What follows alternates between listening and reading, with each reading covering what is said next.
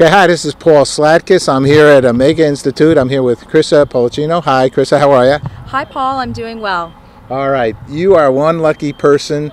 We're here at the Omega Institute, and I am so excited. First, who knew you had tennis courts, you have a sustainable living facility, and tell us what's going on here and where we are.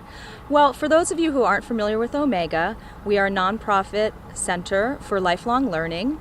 We've been around since 1977, and the great news about Omega is that we really offer something for everyone. Our curriculum spans 6 learning paths: body, mind, spirit, health and healing, creative expression, leadership and work, relationships and family, and sustainable living. We offer about 350 courses within those categories over a 7-month span, April to October, here in Rhinebeck, New York, in the heart of New York's Hudson Valley. Our campus is approximately 220 acres with about 100 buildings and 10 classrooms. We have a beautiful library, a meditation sanctuary, Center for Sustainable Living, which I'll explain in a moment. We have tennis courts, hiking trails, basketball, a beautiful lake for swimming in the summer and boating. And there's just so much to do here at Omega. Behind me is the Center for Sustainable Living. We opened the doors in 2009, and this is one of the greenest buildings in the United States, if not in the world. It was the first building in America to receive both LEED Platinum and Living Building Challenge certification, and those are the highest environmental performance standards possible. The impetus for the building was that we had an aging septic system on campus, and we knew we needed to replace it. And being that one of our core values is sustainability, we wanted to do it in the most environmentally sound way possible. So we harnessed all the wisdom of the incredible presenters that are coming through here and who have been thought leaders and partners of ours for more than 35 years. And we came up with the idea to build a living machine, or an eco-machine as they're called. And what this is it's a system for purifying wastewater that mimics Earth's natural process. So this building contains a greenhouse and constructed wetlands, and basically all of the campus wastewater, whether you flush a toilet or they're preparing food in the kitchen or you're taking a shower, whatever water goes down the drain is cleaned and purified in this building through this system using 0 chemicals and net zero energy. So the building heats and cools itself with geothermal, it's powered by solar, and it captures rainwater. It's pretty incredible. We clean about 5 million gallons of water a year, and that water is replenished back into the aquifer, creating a nearly closed loop hydrological cycle. We're also studying what's in the water stream, and many people are coming to see this building, policymakers, teachers, activists, architects, because they want to learn how they can duplicate and replicate elements of this building for their own municipalities, their own communities and homes. So it's very exciting. Yay! Geez, I'd be frank, I didn't know that you had this here, and I know that you have, so many different kinds of retreats. I had, in my mind, much more spirituality kinds of conversation. But ironically enough, we have a show called The Water Hour, and we've been involved with the United Nations International Day of Water. And to know what you're speaking, I have goose pimples actually at this moment. So we're going to take a moment in there. So now, the sustainable part, and in tennis too. Who knew you had courts, and so much more. Tell us about, because you right now are having some vacation kind of retreats, weekends here. It's summertime. We're on July, I think, 13th or so here in 2014. Sure. And tell us some of the other opportunities there are for families and good kinds of people. Sure. Well, as I mentioned before, we see people from all walks of life coming here for reasons big and small.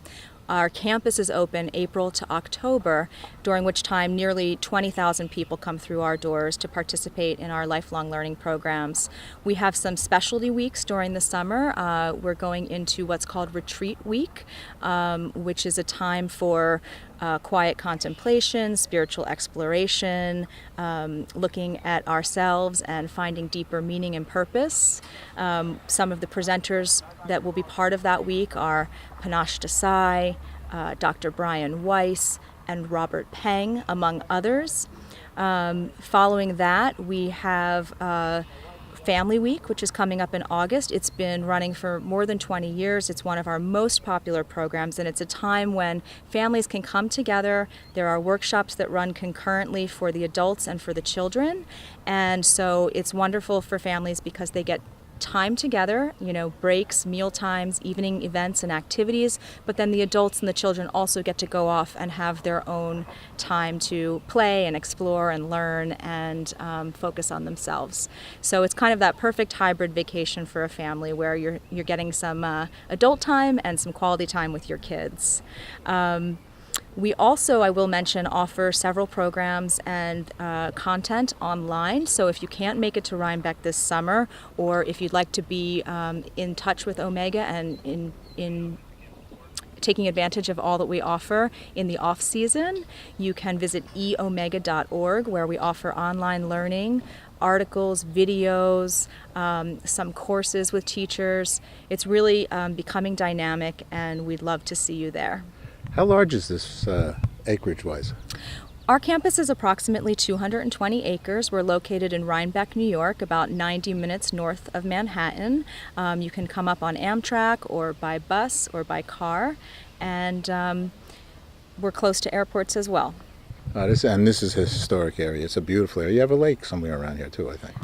We do. On the campus, we have a lake called Long Pond Lake. We share it with a few of our neighbors, but predominantly Omega's Beach is the place to be. During summer season, we have lifeguards. There are kayaks and canoes and hammocks all around if you just want to relax and read a book and be in the beauty of nature, unplug, unwind. It's a great spot on campus. Chrissa, how'd you become so lucky to be here?